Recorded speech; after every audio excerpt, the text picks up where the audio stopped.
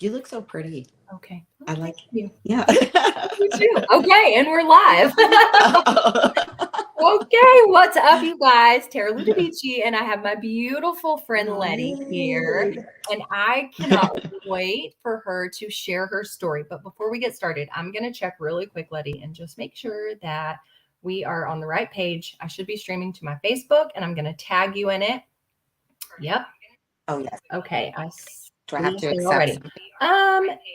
No, you should it should just pop up. But if you want to go ahead and click on it really quick, and then you can Oh, yes. share it to your page, and then Oh, yes. everybody can see it. But while you do that, I'm just so excited, you guys, for this interview. And I have had several women reach out to me and say, like, okay, I saw your flyer, but like, when is it? What time? Where's the link? How can we watch it? And they were really excited for it. So that makes me excited. And I just know that through that, like, this is going to inspire someone, and it's definitely going to just help you grow your faith in the Lord. And that's what we're all about. So we want to empower women really at every stage in their life to get healthy, both physically, mentally, and spiritually, and just grow this confidence. And Letty, that is what you do. You are such a beautiful soul. This girl here, she is a mama. She's an IFBB pro figure competitor. She's a personal trainer, a posing coach, and she helps women in the gym get their bodies in the best shape of their lives, which in turn grows some massive confidence. And I can see that in your girls. I love watching their journey, and I love that you share it. I just think it's beautiful. And I also love that you share life's challenges, like you're openly talking about, some of the things that you've been through. But it's really like you're openly sharing your faith and how much you've grown in these seasons. And I think people need that right now. Like, there are so many people that are struggling in different challenges, and they're hurting, and they need hope.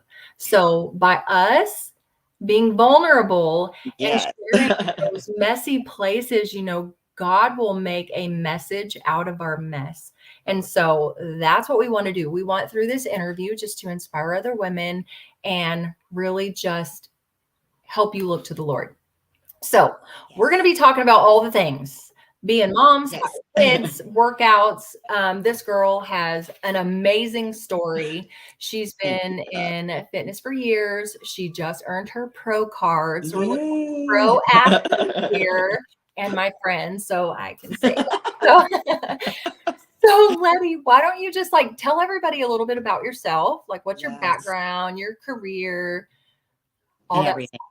Yeah. All the good stuff. All the good stuff. I'm Letty, and where do I even start? I think I always just start with my parents. I was born in New Jersey. I didn't spend much time in there because I was a military child, like throughout my entire life, all the way up through my senior year of high school. So my father came to the United States from the Dominican Republic. My mother came to the United States from Mexico. And they met in New Jersey, and my dad joined the military, and their first place that they were stationed was in Fort Hood, Texas, where they had my sister. So I am a younger sister to my sister Monique, who is a year and 4 months older than me. And then my brother is 7 years younger than me, and his name is John. My parents are still together, thank the Lord.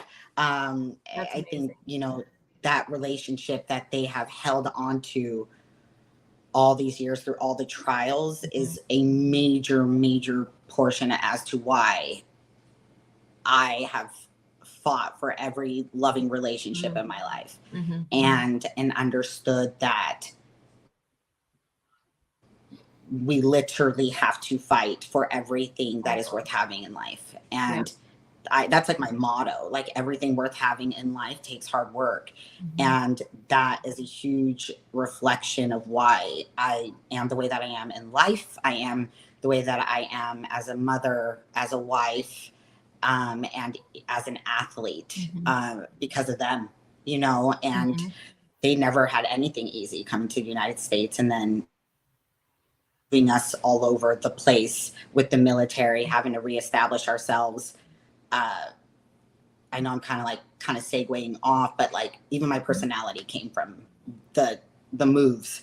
I had to like continuously meet new people and socialize. And I think all of you guys can attest that I am just like a social butterfly at the gym. And that's a huge reason why I put it on my parents. Yeah. So I spent my childhood all the way up to my senior year in Colorado for the majority of the time. And then all of my 20s in Arizona, where my family currently is. And then I moved to Texas when I met my son's father, and we got married. And you know, I'm still here in Texas, currently going through I'm in a separation, going through a divorce right now. So it's life. I've been life. Yeah.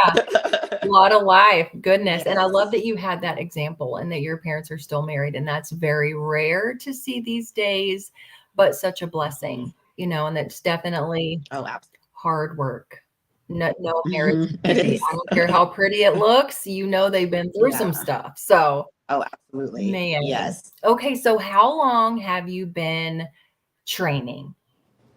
I was in the bank for 15 years with Wells Fargo. I'm very loyal. So yes, very loyal. And I was with them for 15 years. I actually had, I think, 2 years that I was doing my personal training that I had both of them in, or like a year of it.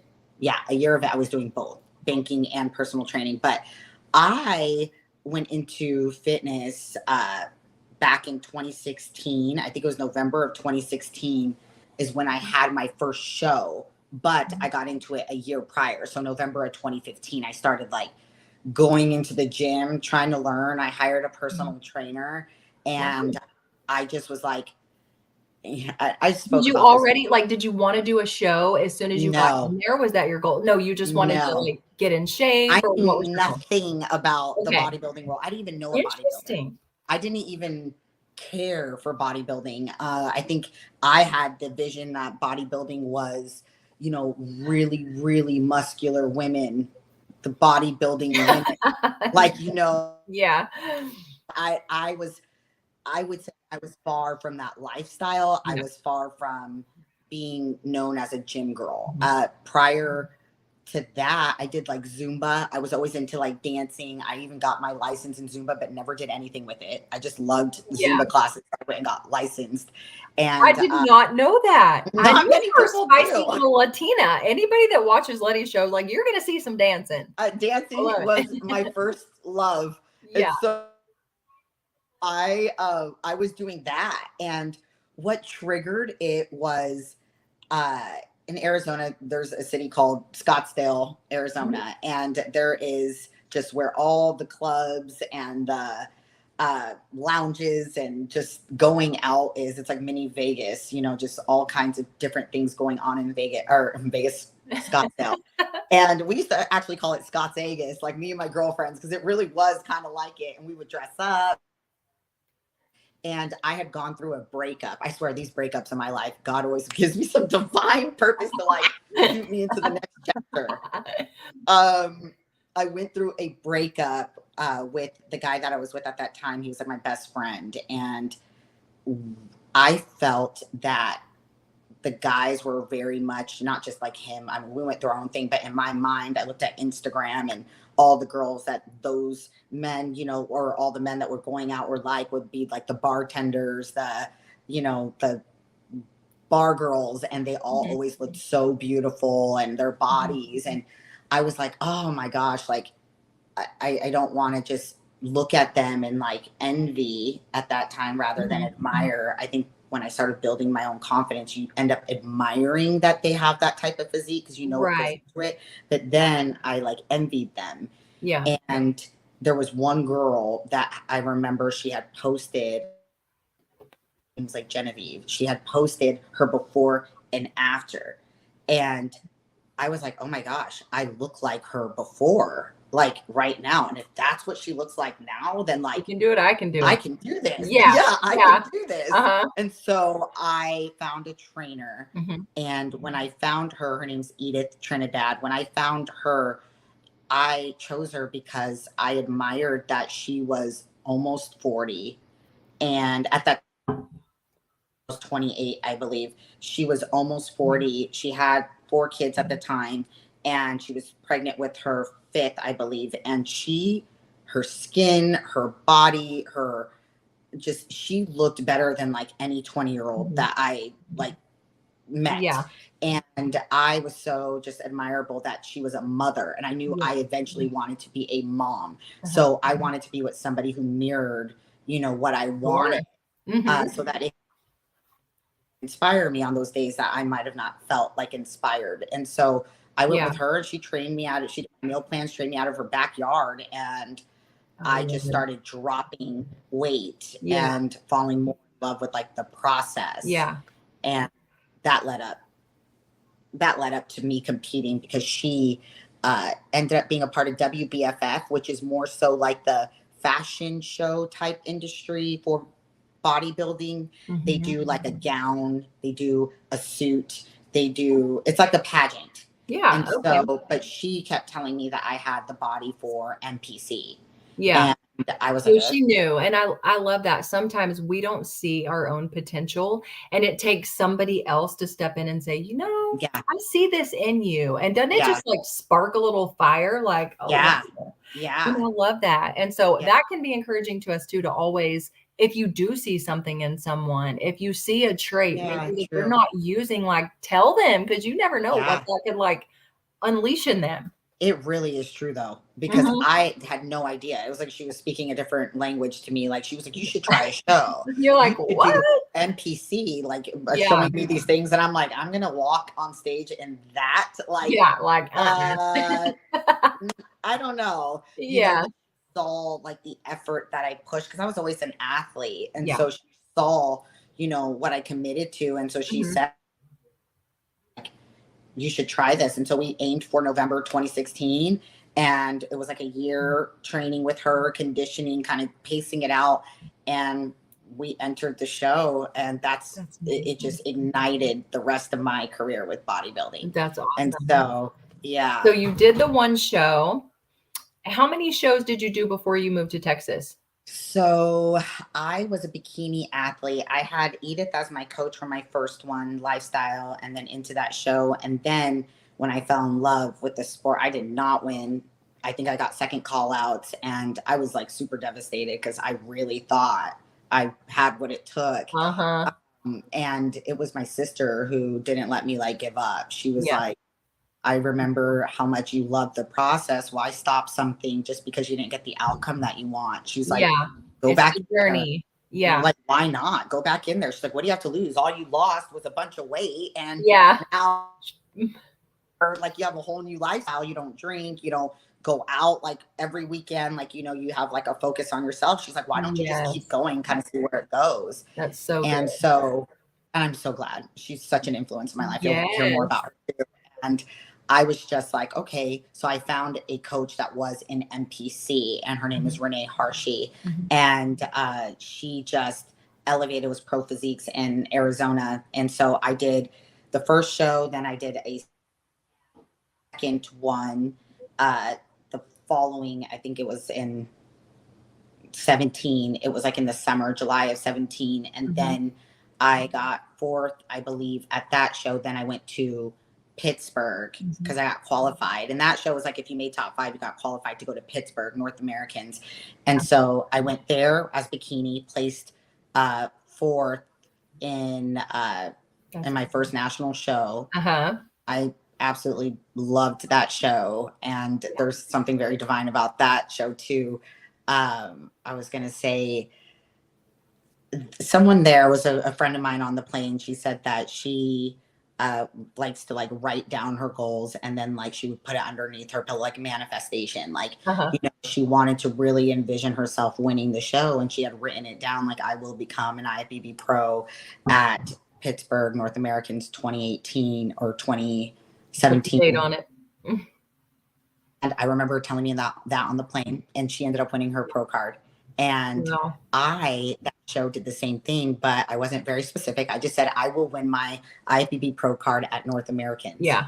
And I didn't win, but I got 4th. I felt like a winner. I felt like an Olympian when I won that. Like, you couldn't tell the first place versus the fourth place at that show, because I was like crying like I just won the whole show. And I was just so grateful because the work you put in to get there. And I had gone through yet another different breakup, and I kind of had to take on that show by myself and put everything aside. I don't know where, look at the fireworks. Wow. I know, like really I acted like I won. Yeah, I had like the Olympics. Even this knows. I do not know how that I have happened. no idea That's what so triggered funny. that, but we will see. I'm like, so I had, that's funny. I'm like, that was random, but cool. I even lost my train of thought. So let's see, where was I? So you won, you've been. Oh, yes. I went through a breakup Yeah. and had to take on that show in the midst of that. And I just pushed everything aside because it was something that like I just knew, like I set a goal and I had to keep going. And I've always was raised with God. My family, my mom and dad, Catholics, raised in the church. And so when they had us, they always instilled Jesus, God in our life, but they never forced it on us. So they always said it was our own personal relationship with God. And so we always had that foundation. They always put it in our lives. My mom always spoke about God. My dad, I even post now text messages from my father, and it's always about God. And people always comment on, now they know where or why I'm the way I am. Yeah. And I love that they did that they instilled it in us, because I feel like that's ultimately what made all the children now in our 30s and in our late 20s like venture back over to God, because my parents never forced it on us. And so that was my first summer where I was really getting myself like involved with God on my own. And so and that makes such a big difference. I didn't mean to interrupt you. Like I grew up in the church too, and there's such a big difference between relationship or like all these rules versus when you have an encounter and you know the Lord for yourself. There's nothing that, like, it's totally different. It's totally the seed that they plant, that you don't have like resentment toward, you don't feel judged, you don't feel, I do think that, I mean, looking back, I'm like, maybe we could have known a little bit more about like the depths of like Jesus's relationship with us. But my parents, like, I love them. Its second language was English, and all they taught us was love, love, love. Yes, I can see that in you. Loves you, loves you, loves you. Like, you know, and that's all we like really knew. We're like, but now, and we'll go into that like later, like I now realize the depths of it. But without that seed planting, I didn't have to fight any like resentment toward, you know, faith or God or judgy and this, because it was never instilled like that in my life. Like I never felt forced. So when I won fourth place, I felt like I was exactly where God wanted me to be at the exact time. And that's why I felt so proud of that fourth place, was because I felt like that's where he wanted me. All my work led to there. So I made it. We did it, God. Like we got fourth. Like that's what we wanted. Like, you know, and I knew that, and I found peace with that, you know, and I just had a different outlook on things. And so after that, I went over to try again conditioning even harder for Miami. And then I went to Miami and I placed, I think it was like 9th out of like 25 competitors at Miami or so. And then after that, that's when my coaches were like, okay, we need to transition to figure. And we started conditioning for figure.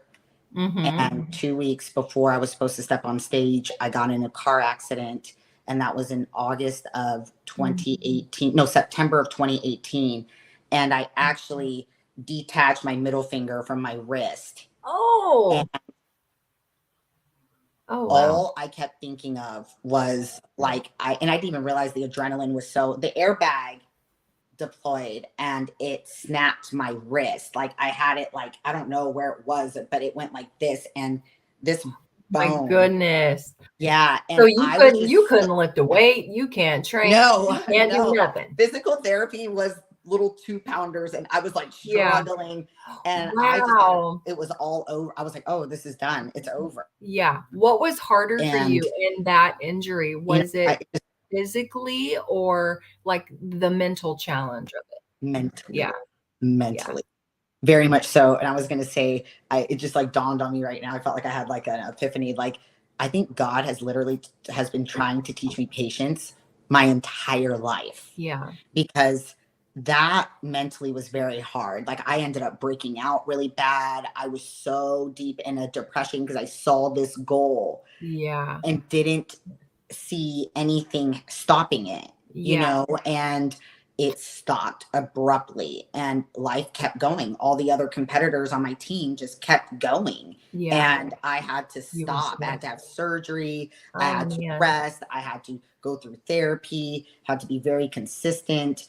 And it was so hard to even realize like what I was working for anymore, because I didn't Yeah. see the picture, the ending picture. I just saw Mhm. that I had to recover from this and hope I can get back into the sport. Yeah. You You know, know, a lot of times we can get so caught up in our goals for ourself or what we envision, um, and it kind of becomes our identity in a Yep, sense. I'll And go into then, that. like, if and s I feel like a lot of times God will allow certain things to happen to help us to shift our focus, back to him. Like, this is not all you are, Oh, Letty. This is not all you are. There's more to you. Maybe mhm. or and you're, patience and learning all the things, but it's in no, you're those right. hard things, man. You are right, though, Gosh. because I feel like I'm getting just realizations of everything. You're right about the identity. And I'm glad you said that, because I got to be careful in my next season not to identify myself as anything other than myself and of, you know, child of God, because every single time I got deep into Yeah. an obsession of like identifying myself as a wife, identifying myself as a athlete, Yeah. a competitor, uh, something always happened, and it was like to pull me back to center. Yeah. I always felt like I lost myself in relationships. I lost Yeah. myself in my sport. Yeah. I like, Mhm. and every time I came out of these things, and we'll go over some of Yeah. like life events that happened, it pulled me back into myself. And every time people were like, "Oh my gosh, I missed you, Letty. Like, I Wow. missed you," Yeah. Yeah. And this last season, in the depths of my pain, everybody was like, "Oh my gosh, there's our Letty," like, and it That's was so like, crazy. it's crazy. Yeah. It's crazy, but it's So true. yeah. So, So let's talk about that a little bit. So we're gonna kind of change gears and speed up a little bit. So you've done several shows, you've won competitions, you were just yes. doing so good, and then you all at once like got into a relationship, hmm became a It actually stepmom, happened at that time. and Yeah. had a baby. Like, Yes. so close together, and that's a Yeah. lot of life changes in the Yes. midst of changing your career, hmm changing, all the different changes with, the fitness industry and you're competing and everything. Yeah. So you get pregnant, and now as somebody who has been on stage in the most perfect form of themselves, walk me through your pregnancy and how was it? Oh my goodness. Yes. I moved to Texas, met my son's father, and that's started continue to condition to do a figure show. I got qualified in 19. So after my accident, that was the first show I did. Mhm. And it took time moving all that stuff, life, relationship. Mhm. So we actually, my life breakups, we actually broke up, and I continued with my goal to Yeah. get on stage. And I felt like every time my driver was that built up, like, I'm going to do this. I'm going to do this because I'm going to prove it to them or prove it to this person and this and that. Yeah. And that evolves later too, because I ended up, when I finally did it for myself, it was very much like I get emotional. Mhm. But I got qualified, or I got second place at Battle of Texas at the end of 2019. And Josh and I had rekindled our relationship, and he was Mhm. there with my two stepdaughters. Mhm. At the time, they were his daughters, and then at that show, he proposed to me. Mhm. And my stepdaughters Yeah. there, And then COVID hit. And I got qualified to go to nationals. So we're like, yeah, but and then COVID hit. And we're like, oh, okay, well, let's still try to do this.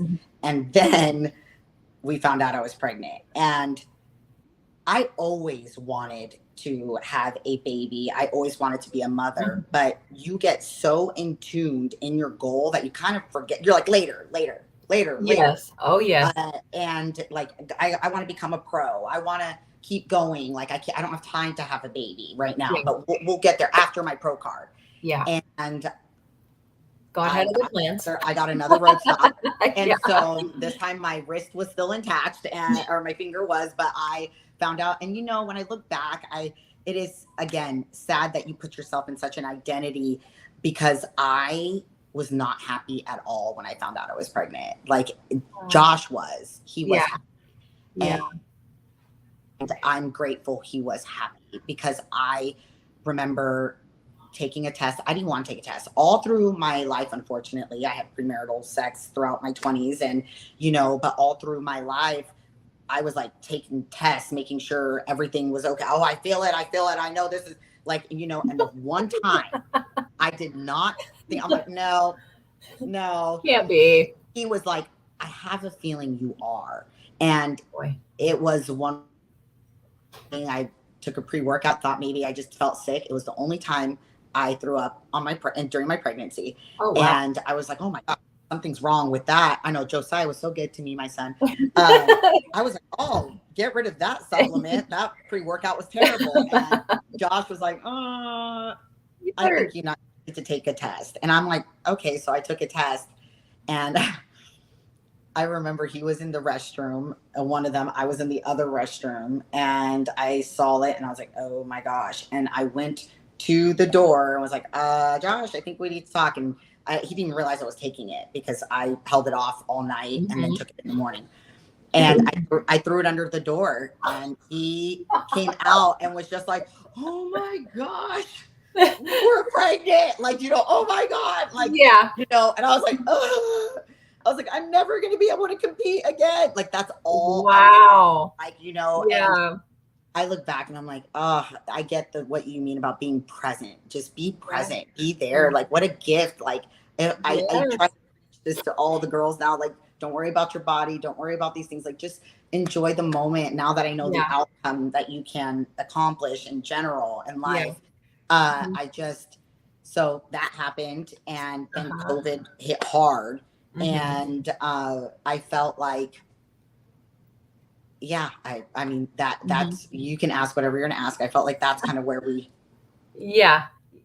So during your pregnancy, I'm sure it was a struggle as your body's changing and you're gaining weight, and I know for me, like my first one, I gained 50 pounds, and that is not cute on a 5'4" frame, but it is what it is. You live and learn. I did not eat right. I did not work out. I ate pickles and cheese dip, whatever I wanted. I was all about the Rosa's bean burritos. Oh my gosh. It was so bad. But and I'm one, like, I struggled with eating disorders when I was a teenager. So I've had a very bad, like, self-image, not a good relationship with food. I did not know what health was. I was like diet pills and caffeine and excessive workouts, wrapping yourself with saran wrap to run until you sweat off 10 pounds, like ridiculous. But it's like the mindset of like, we're so focused on what is on the outside. And I know it stems from something missing on the inside of like, why are we doing this to ourselves? But I know, like, through your pregnancy, you had Josiah.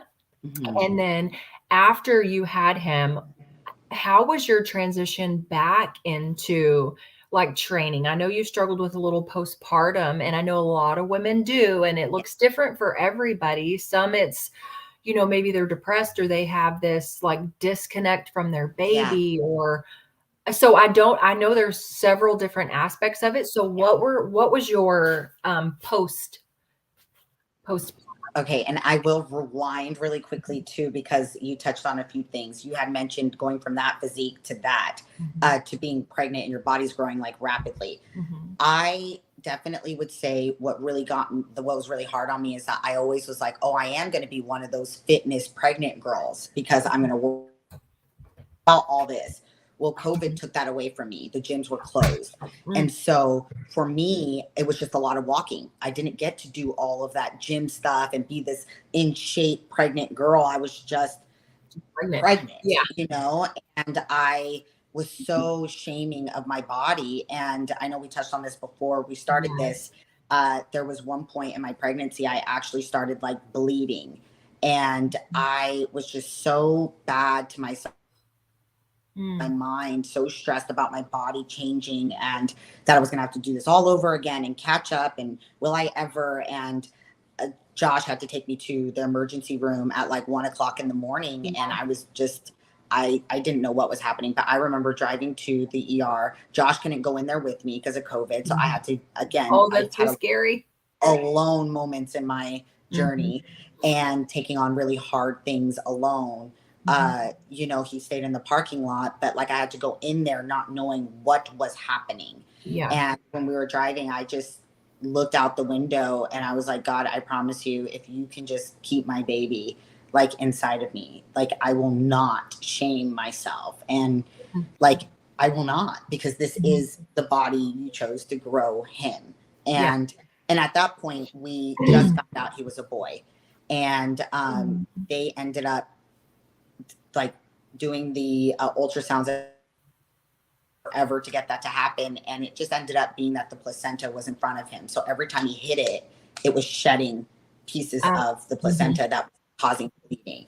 And so thank God everything was okay. Yeah. And then on top of that, I had to have a C-section. So I was like, oh, great. Like my body's definitely never going back, like, because they're going to have to cut me open.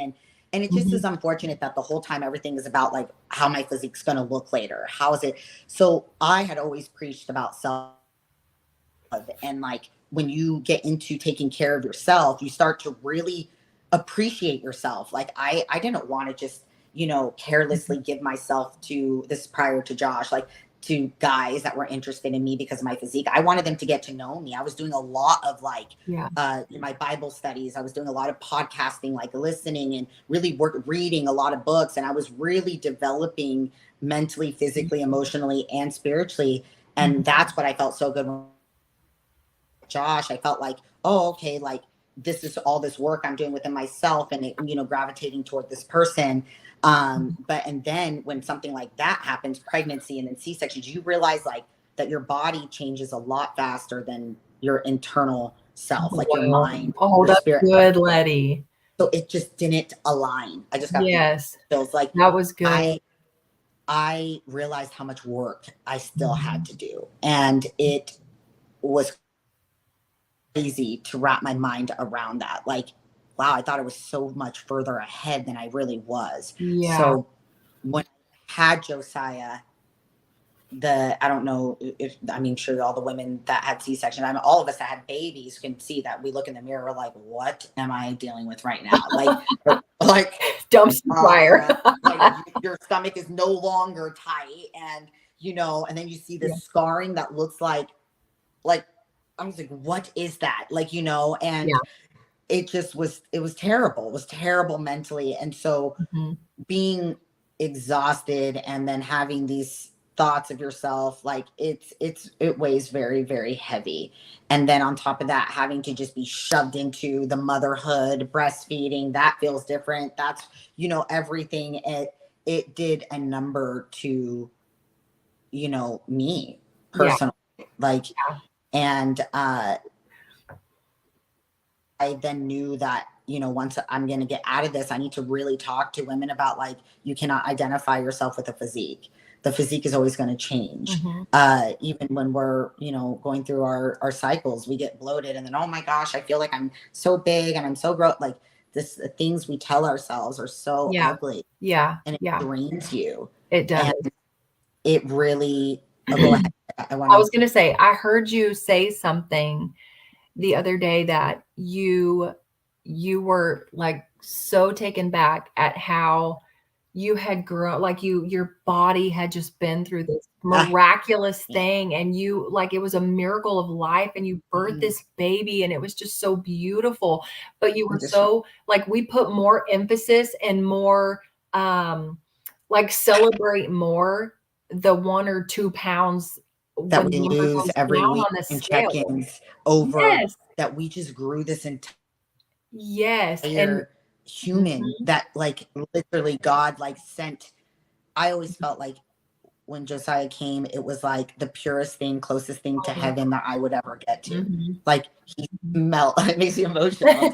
He smelled like heaven, like, Yeah, and it just made me sad that we don't embrace that. yeah, Our culture is so vain and so like that. I wish I could go back to that day and just yeah, like love on him in my stomach and like, yeah, and just appreciate that even if I had to do a C-section, that I still birthed my baby. I was so yeah, bummed out I did not vaginally deliver my child that I kind of yeah, felt like a half mom, like, mm, and I yeah, felt like I missed that. And yeah, now I'm just like, no, like, I'm just so grateful God's hands were in that doctor to deliver my baby. yeah, And I'm just so grateful for everything that has happened. And we don't even celebrate.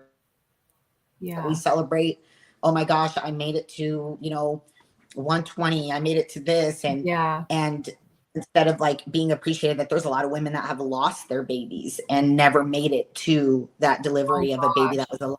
And, yeah. And here I we are worried about, shaming our and body, or, Josiah, "Oh, I which have a scar."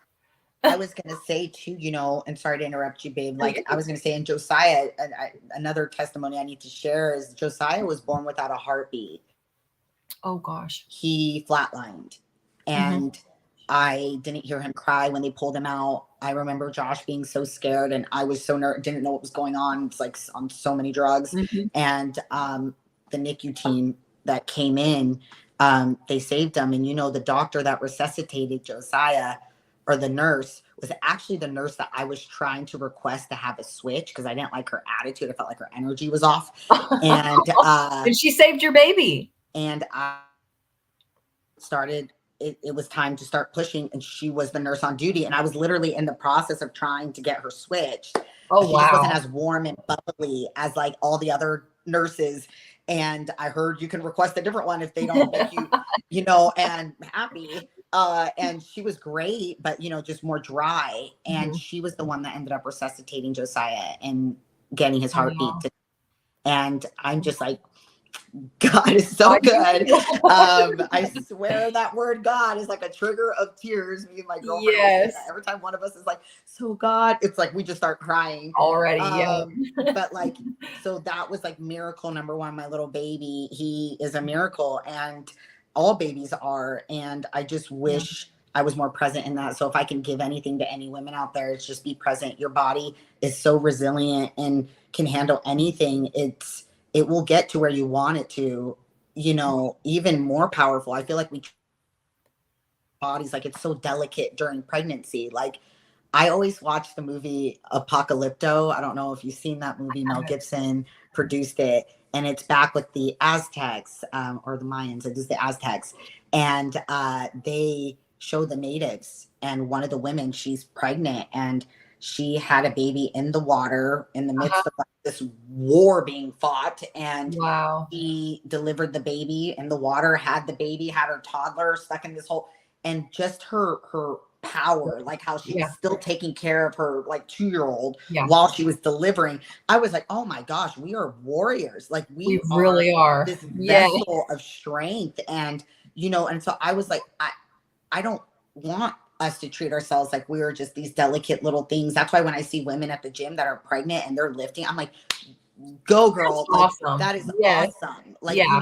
because you're resilient, your body can handle it, your body more than a doctor does. You can feel it. Just listen to your Mhm, body, like that intuitive spirit, Holy Spirit, and you mhm, will tell you if it's too much. It's just that mhm. we're so like that we don't take time to actually listen to what our spirit is telling Yeah, us to do or not to do. right, And right. so And be that was present. also another big lesson I learned during pregnancy. Goodness. So you made it through your pregnancy, had sweet little Josiah, now you're a mama, you have 3 kids. Yes. And you're married. And then I know you and Josh started training clients together, and you're like from start to finish, the training, the posing, you're an amazing coach, the food, like all the things. And so I know we've been going 45 minutes, so I don't want to get into all the details. So I'll just say y'all went through a separation, and I watched you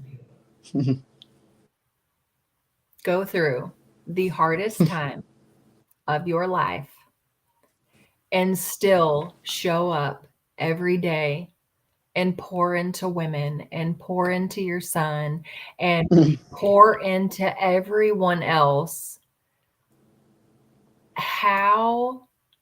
Where did you find your strength from in that?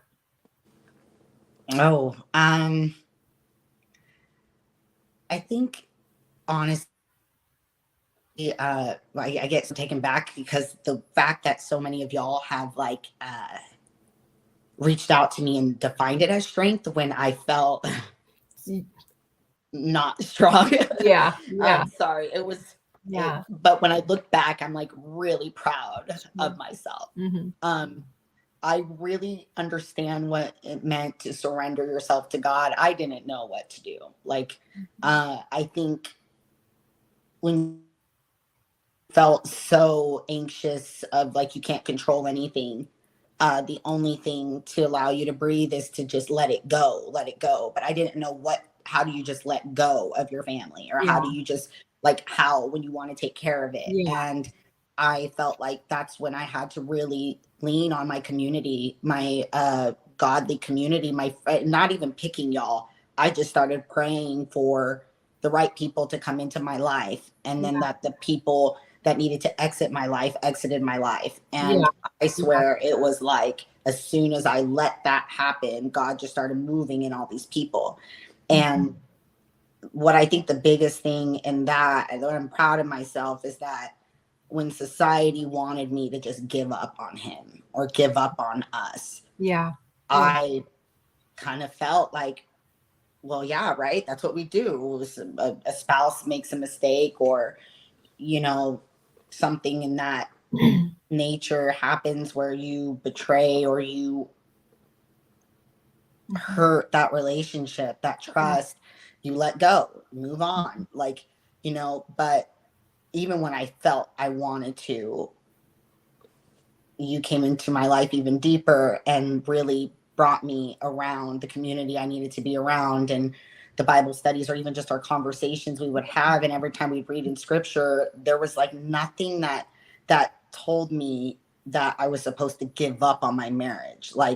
You're supposed to fight for your marriage. You're supposed to keep praying, and God will tell you when it's time to exit. And I never felt a peace that it was time. Like I realized at that time what praying for your husband, praying for your family, covering your family, what that looked like. And it wasn't going to be easy. Everything worth having in life is hard. And it was hard to pray in a time that I felt so alone and so heartbroken. And it kept me going and kept me going and kept me going until the day that I asked, for us to just go our own ways until he felt, the time to come back.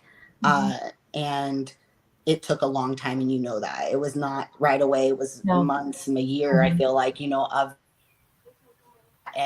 it was in that time that I felt my most calm, and I felt that peace I felt come over me when I thought, is this the time that I need to let this go? And separation, separate us, not divorce, but separate us. I felt this sense of peace, and I knew that was God telling me that it was time to let him fight my battle for me. Yes. Oh, that's good. And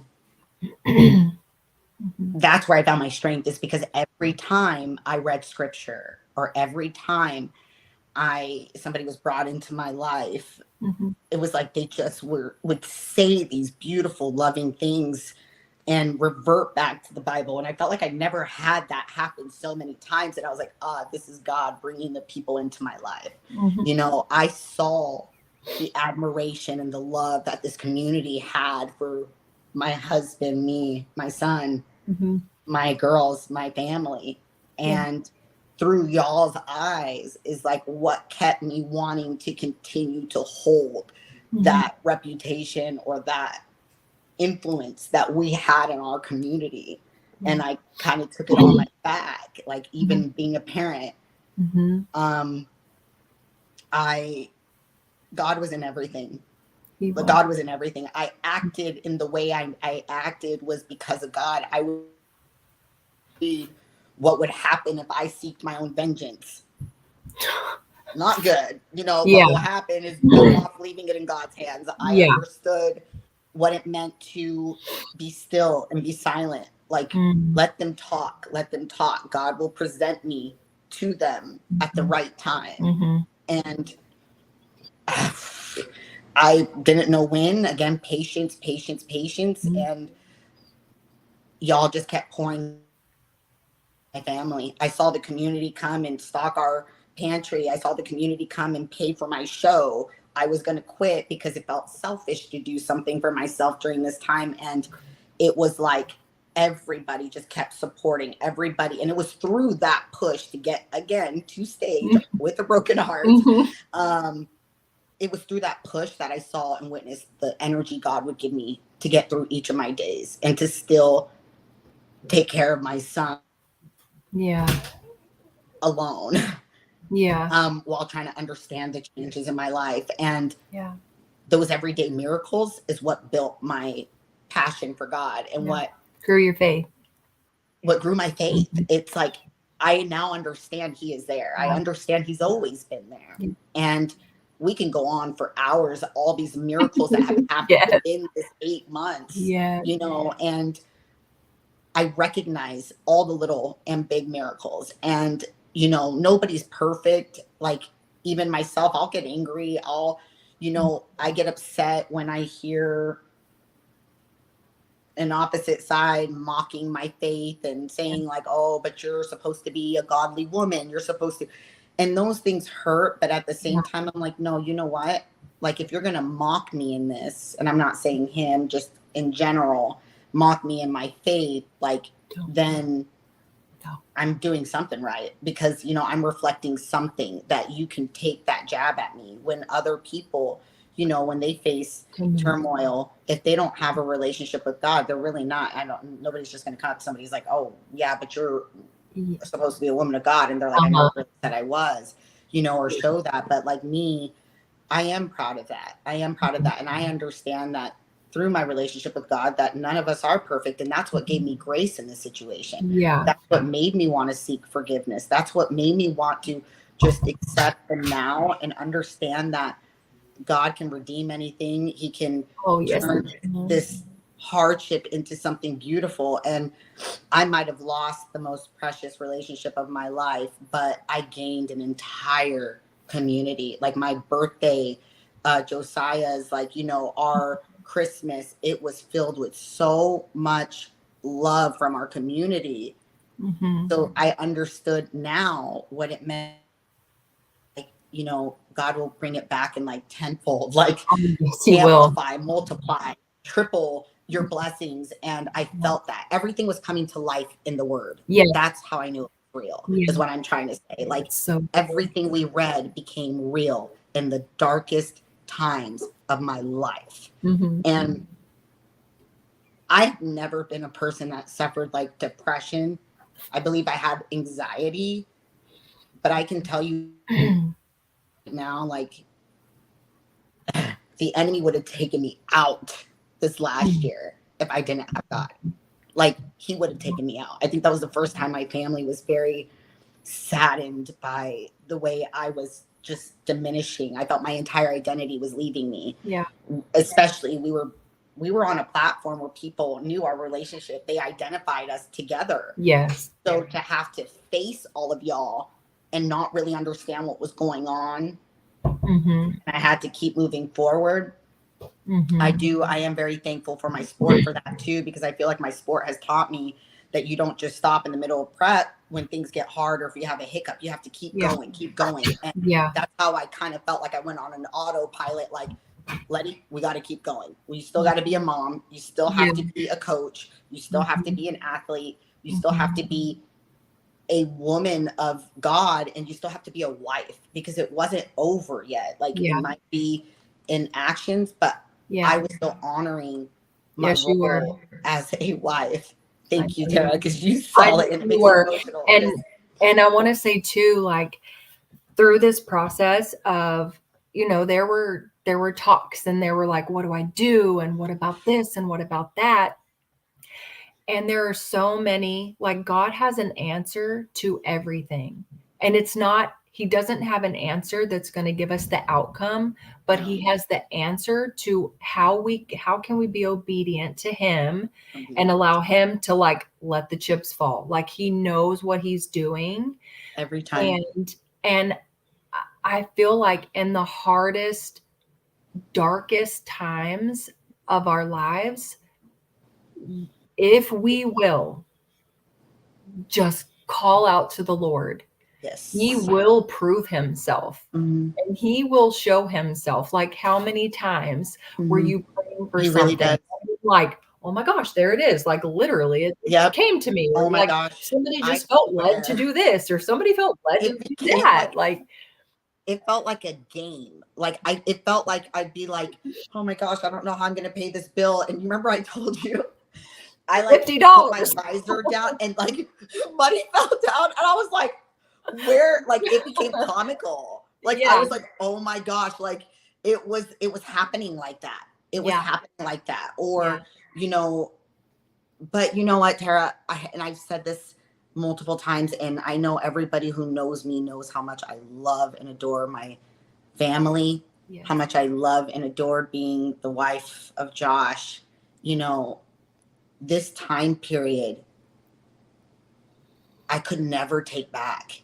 Yeah. If God gave me the opportunity to go back to where before all this hit the fan, and know that I would have to lose all the relationships and the growth that I've had during this process, including the relationship that I gained with God, I couldn't go back. And I mean that with my entire heart and soul. And it makes me emotional, because I'm saying, like, as badly as I adored and loved my marriage, I wouldn't take this time back, because who I am today, I am so proud of. Like, I get visions of like me trying to carry all this stuff out of the house, trying to get Josiah to school on time while he falls down, then my bag opens and falls open, like, and I'm just crying on the lawn, like, trying to get everything, like, you know, and it was never easy. But now I look back, and we have like a little order. I'm like, Josiah, we have like brush at 7:00, like, you know, and this, he's carrying his drink now, and you know, like, we have a little functioning unit here. Yes. And you know, I look back at when the freeze kind of came over, our electricity went out again, and it was just like, oh my gosh, I'm like, all right, God, we got this. Yeah. Like, it was so many little things that I relied so deeply on my spouse or my father, or you know, that I knew it was time for me to take care of it. And it was just God showing me, like, you can handle this, Letty. Like, you can handle it. And I got through everything. I feel so much more proud of being me I've ever felt in my life. Like, I am so proud to be Josiah's mother. Like, I know he's gonna look back one day and just say, like, my mom is such an amazing woman. You know, and I think God knew, you know, at the beginning, I was like, why did you make me a mom if you knew I was gonna be a single mom? Like, why? And I mean, I still don't really know those answers, and I don't think God causes all these hardships to happen, but I do know he brings purpose to everything. And he really taught me that, you know, I may have birthed Josiah and given him a life, but Josiah saved my life. Like, on the days that I didn't think I could keep going, Josiah was my why. You know, I had to keep moving through my biggest heartache to keep our son alive, you know. And our little babies have so much innocence and grace and love and forgiveness in their heart. Like, Yeah. you know, like I'd be crying. Josiah's like, Mommy, you cried because I pooped my pants. I'm like, yes, I cried because you pooped your pants. And really, there's so much more that goes into it. But like, he's like, oh, I'm sorry, Mommy. And, you know, and I'm just like, oh my gosh, I love you so much, son. Like, you know, and I just feel that like God allowed me to have this little boy who's going to love me no matter what, like my mistakes. I'm not perfect, and he's going to appreciate me. And I was learning to give myself grace through my son, and to see Josiah talk about God, you know, go to our Bible studies. That's the best. He talks about God going to bed. Are we going to church, Mom? Yeah. Are we going to church? The church with the dogs in the house, or the church with the like, he knows, like Bible study and church. And you know, and I now know that I need to raise my son with God. I have to, like, he has to know. And I don't feel the pressure of forcing, because I saw what my parents did. You know, I want to honor that they never forced it on us, but I do want to teach my son more in depth about Jesus and more in depth about forgiveness, about, I want him to learn from mine and his father's mistakes, and how to see other people, how to recover from those things. And, you know, Tara, I just feel like nothing can defeat me. Like, if that's really how I came out of this, and we're still going through it, you know, and I still don't know what our future holds. You know, I think my hardest thing is when you're misunderstood by somebody that you care so much about. Like, you can't control that. You know, you can't control it. You just have to keep giving your things to God and allowing him to move everything the way it needs to be moved. And I cannot thank my community enough. Like, I don't know if it's because we're in Texas and everybody loves their country, loves, you know, America, and loves God, like, you know, here. But I am so grateful I was here. I might have, you know, not had my parents here the whole time because they're in Arizona, or my sister or my brother, but I had an entire family, and I have an entire family here. And every single one of them has just proven to me that God is real. So, so good. That's it really so good. So, and I do think, you know, it is so important for us to have a community, especially as a Christian in this world, because we've been through some stuff. And when you just ask anybody, like, you could ask somebody maybe that doesn't have a relationship with the Lord a question of what's your advice, you are going to get night and day difference of a response than somebody who is in the Word and has a relationship with the Lord. And I mean that, like, I say that so respectfully, but it's different. It's true. Just different. And sometimes it's hard. It's harder. It's harder. Like, Lord, you want me to forgive? Like, how many my times? God. You want me to, I have to forgive, but what about my feelings? What about me? And it's like, every time I got in those like pity party moments and things that I had dealt with, the Lord always told me, like, you need to check your heart. Absolutely. Because this is not all about you. This is about me and my plan. And sometimes, you know, like, there are other people that are involved in this. And I really, really believe, like, God is doing a work in every party involved, and whether we see that right now or we see that later or whatever, but your life and your actions are sometimes the only Bible or the only word that someone's going to get. You know, like, our life has to be a reflection of the Lord, and that speaks volumes. That speaks way louder than somebody just talking. And, you know, you're right, because a big thing that I get feedback on is a lot of women will tell me, oh, Letty, you're a better woman than I am. Like, I would have gone over and done this, and this. Yeah. And one, I've never been like that, because my father has always been very big on, like, you better go out there and represent me at all costs and not embarrass me. Like, that is literally, my dad still impacts me very much to this day. Fathers are so important in our lives. Yeah, they are. That's perfect. But he's taught me so much in life, and through his imperfections, I have found my grace in my heart for, you know, those in my life to forgive. And know that somebody isn't going to be defined by a moment in their life or a choice. You know, my father might have made, you know, hurtful decisions in the past that might have inflicted on my mother, but he never stopped being a father. And he never stopped being a husband, you know, and I witnessed them work through certain things that motivated me to not judge somebody off of a moment, you know, that didn't take away that he was a beautiful father. It didn't take away that he was an incredible firefighter and in the military and led so many people and so honorable. You know, we all are going to make mistakes. We're all going to react a certain way.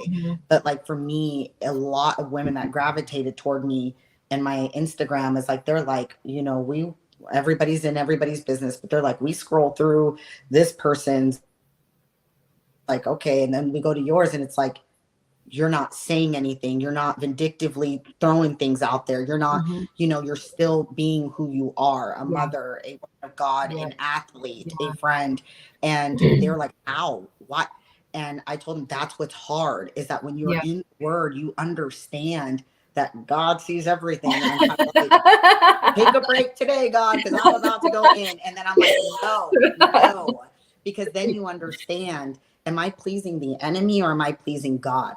And when I think about it like that, I'm just like, I do not want to give satisfaction to this entity over there that is just waiting for this to go down. I wanted like really, you know, show myself through my faith. And that is sit down and be quiet, like, you know, and let things be and lean on your community, lean on my word, and you're going to find an answer.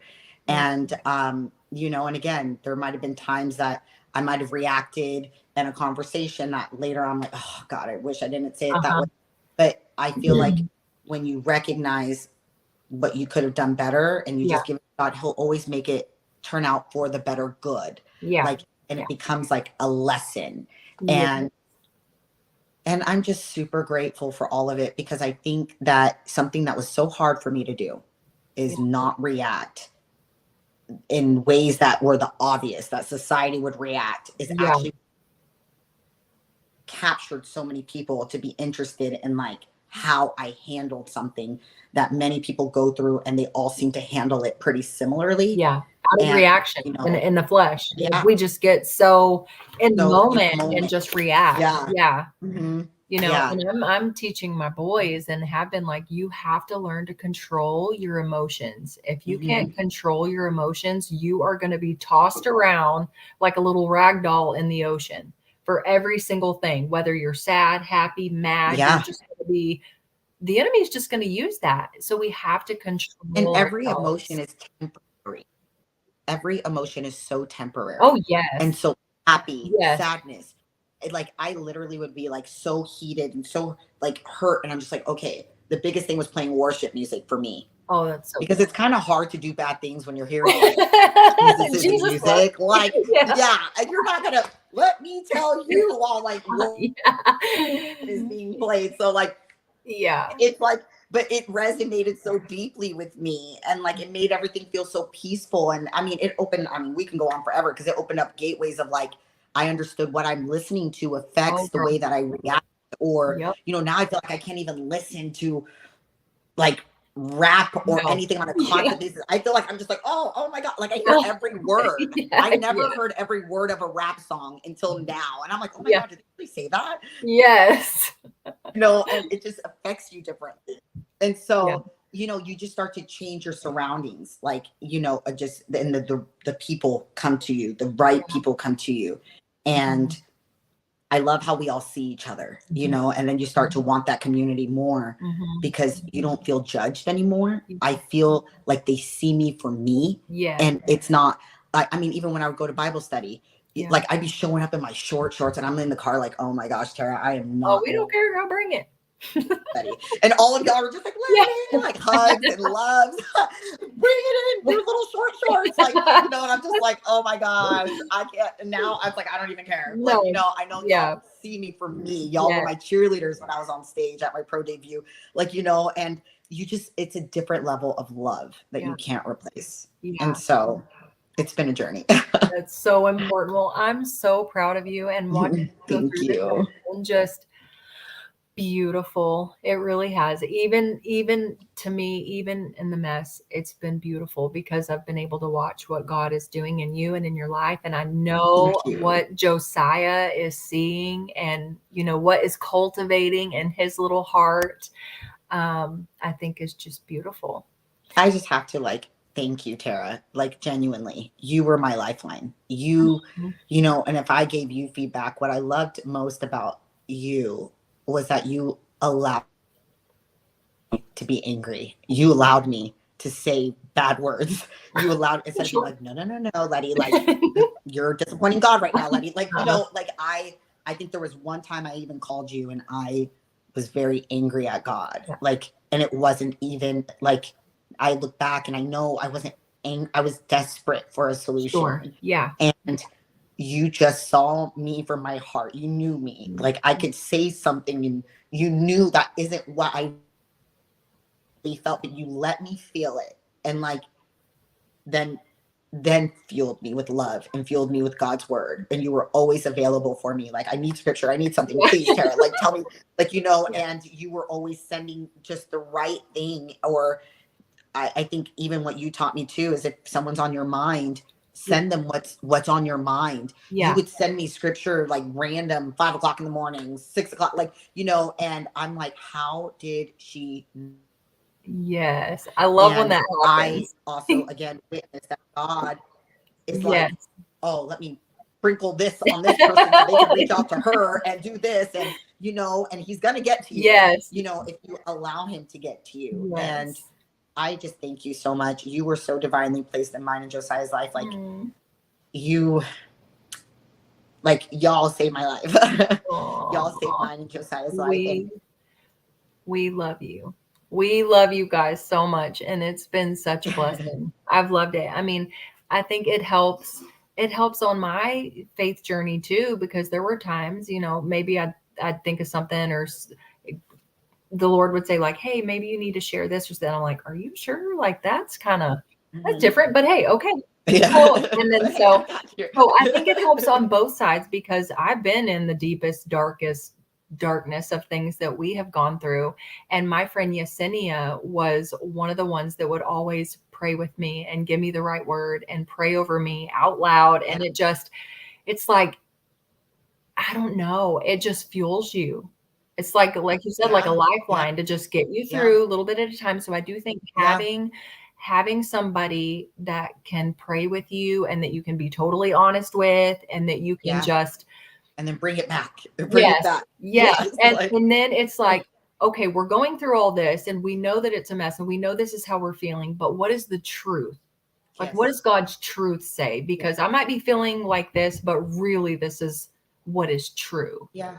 Yeah. Um, so And even just the way that y'all chose to still love our family as our family. yeah, You know, that helped me stay committed and obedient to my role as a wife, yeah, when it was the hardest, when it taught me even if somebody's doing something to you, you don't go repeat that else. Like it's not mhm, going to make me feel better to mirror that. But to see the love that this community still held for our family and for the mhm, influence that we had on this community. There were a lot of people that stepped forward to help us that didn't even know me, but they loved Josh. And they stepped forward to help Josiah and I, in their own ways because of the love they had for him, for yeah, Josiah, for me. And it was such a beautiful thing because the one common thing that all y'all had was a relationship with God. And I'm just so grateful. I feel like when you dig deeper in his word, I get a lot of questions of like, how do you know when you're hearing from God? mhm, I mean, I'm still working on that. Like, everybody I think is different, yeah, but for me, and y'all taught me this in Bible study, the more you know God's word, the more you recognize his voice. yes. And So good. it comes in different ways, Yeah, it comes in different ways. I yeah, recognize his voice through conversations we have. I recognize his voice through miracles that happen, mhm, through like little subtle things like you hear something, or like I said, I had an epiphany that just kind of said like patient. And I'm yeah, like, I know now those yeah, are signs from God. Like, yeah, that's yep, God. Like there are no coincidences. No. Those are all God. Yeah. And you flip a switch in your head, and I feel like we give credit to so many different things, the universe, this, that. But when you switch that switch and you recognize through the word, you're learning what he says about all of this, you're like, oh, that's God, that's God, that's God. Like, or when Yes. people are like, I don't know why I'm saying this to you, but I need to tell you, I think you look beautiful today. I'm like, thank you, Father. You think I I needed beautiful? that. Like, you know, like, it's just like, I needed that compliment. Like, you know, and it's just like, you recognize it more. Yes. So I'm just, he's alive. He's everywhere. Yes. And I know and trust him with my family. I know and trust him with my life. I know and trust him with my marriage and what's going to happen afterwards. Like, you know,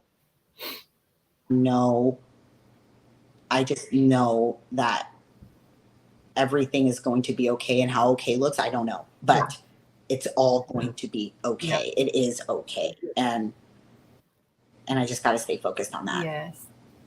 Well, you've done a beautiful job. I know the Lord is just so proud of you. Thank you. And I'm excited to see what else you do on your journey. And I'm excited for your girls. Now, I know we kind of geared this for, you know, for women, but of course there's so much in here for everyone. But if you could give a little piece of advice, maybe to a lady who is struggling in her confidence or going through a trial, what would be your advice to her? And she's struggling with her confidence. I feel like, are we talking about like fitness, like, or just in general? Like, maybe do both. Let's say what, because I see you well, I was going to encourage say in these everything. women. Go ahead. Yes. I think the biggest thing I preach is repetition and consistency. And we can translate that in both sides. Yeah. We just spoke the other day. I told you, babe, I feel like I'm feeling drained. I'm feeling very, and you're like, well, what did you stop? And I had told you I hadn't sat and read every night like I was doing for all those months since I like moved in here. Like I haven't consistently, and you told me, well, you got to consistently get back in the word. Yeah. That's the same thing that I tell my girls. They find their confidence in the consistency and repetition of practicing. That's good. Of doing a motion. Yeah. You're not going to feel confident in posing on stage, displaying yourself when you only do it once every 3 weeks when you're in front of me. You got to do those things in the dark too, by yourself. You can't just do it place. in front of me. And that correlates with knowing God too. I can't just do it at Bible study once a week. I can't just do it on Sunday. I mean, our church preaches that all the time. Like, you know, it's not just there that you know, praise God and learn about, you have to bring it back home. Yeah. And that's the same thing with my girls. I tell them this repetition of confidence, doing it over and over and over again, you're going to get to the point where you feel, you feel and see the blessings of practicing. You see and feel the evolution of your practicing. Yeah. That it gets to a point where you're confident because you now see the beauty of the journey there. And I think that that's the same thing in life with, like, you know, we need to be consistent with our diving into the word, consistent with our groups, consistent with our learning of God to feel confident in becoming a woman of God or becoming a person of God. And when you realize that you are, I feel like you feel protected. Like I had, and I know we don't have, in a very short frame, I had an ex-boyfriend reach out to me during this time, and I haven't spoken to him in like 8 years or so. And that was also another big breakup that I had to mention. There's so many little breakups, and they all had purpose. They all had purpose. And was one I had not heard from since the day him and I broke up. And he had said he found God. He found God through our breakup. He reverted back to some past girlfriends and thought he was going to be living this great life, and, you know, in LA where he was at and everything. And he said that he just started feeling more empty and more empty and more empty after he had met me. And he told me that he realized that the difference between being with a woman of God and a woman that's not, that it was all fun and exciting. But after experiencing a woman of God, he said, and of course I wasn't perfect. Like I said, I was still trying to learn about God and, you know, doing whatever I was doing, maybe like in a relationship that I probably should have been in and whatnot. But purpose to everything is what I'm saying. And so he said that he was introduced to God a small time frame we were together, that it was enough to make him feel empty when he had tried to live this life for years after. And he said that God never let him stop thinking about the pain that he instilled in my life and the way that he abandoned me and just abruptly left. And he finally found it in himself as he's walking even closer with God to call me. And he called me, and I have the same number since elementary school, it feels like. And he called me and told me. And I even felt like my heart start getting full. And what I loved about what he showed me in that moment was, although we were connecting and he had even expressed his love for me still till this day, he told me that, he now realizes if he does any to a child of God, a daughter of God, that there's consequences. Wow. And so he asked me very kindly that we don't speak again. He felt in his heart that he wanted to say those things, that he had a girlfriend. He knew I was still married. And it wasn't even like that. It wasn't even getting there. It was just hours of us talking one night. And he said that he is going to continue to honor his role as a son of God, and knowing that I am a daughter of God, and that the girl that he's talking to, he wants to be respectful of it because he knows there's consequences if he develops any sort of emotion or feeling, or God knows. And when he did that, I haven't talked to him since that day. Like, I'm like in shock. He actually held up to it. Like, and now I see, like, and not in a bad way. I just never had a guy express that much God and his relationship and actually follow up with the actions that match it.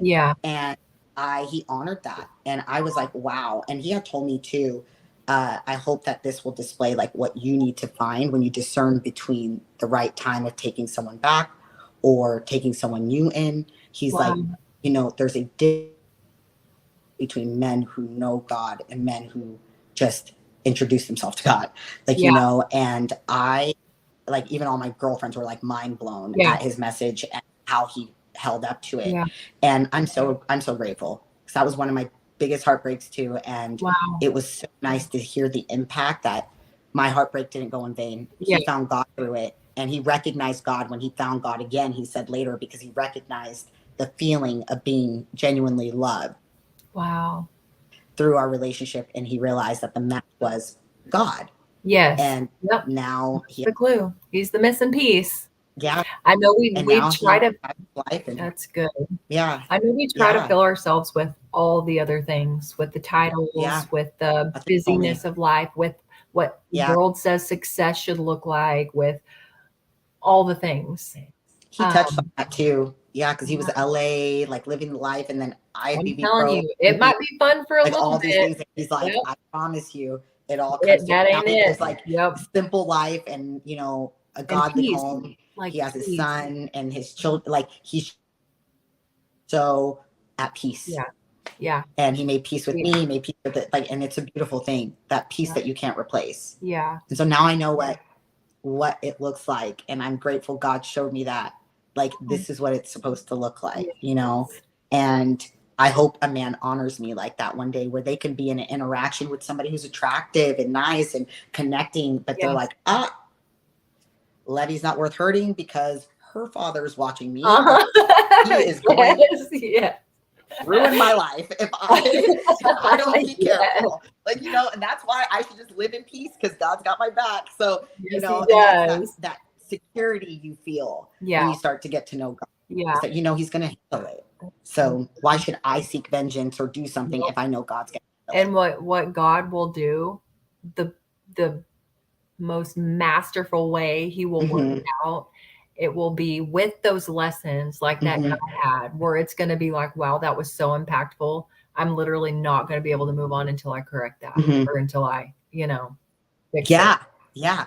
He said he couldn't, like, it was like, and it just kept pulling him, because God, it kept reminding him, like, right, you're wrong. Make it right. You're wrong. Yeah.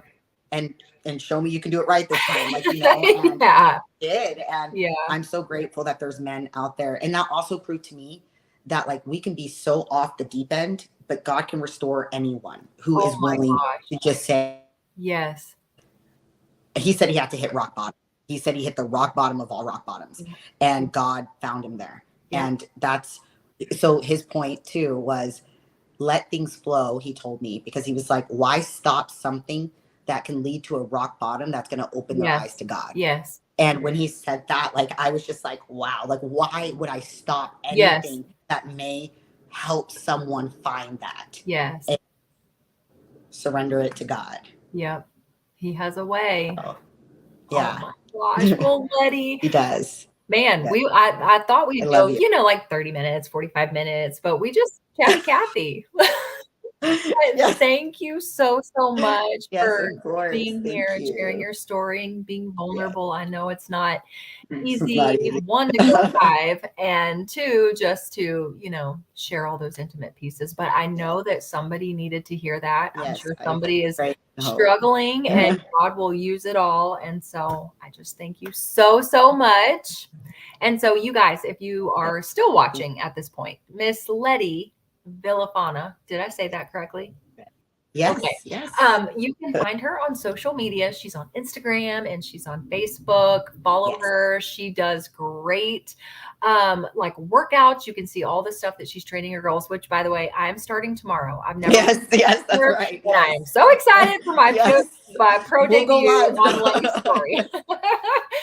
But yes, Letty. Okay, we'll jump off, you guys. Y'all have a great day. Be blessed. And thank you, Letty. Love you. Yes, thank you. Thank you.